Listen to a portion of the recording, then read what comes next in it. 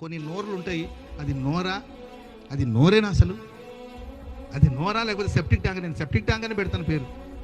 అది నోరా, septic tank?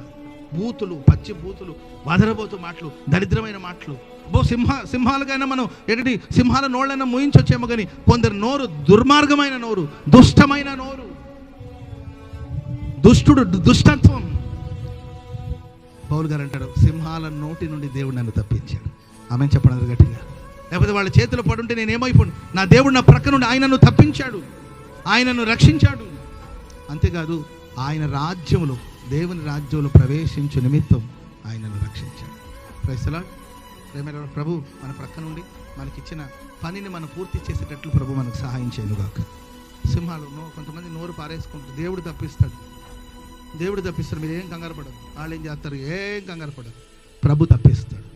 తప్పించిన కొరకు ప్రభు నీ ప్రక్క నిలబడ్డాడు.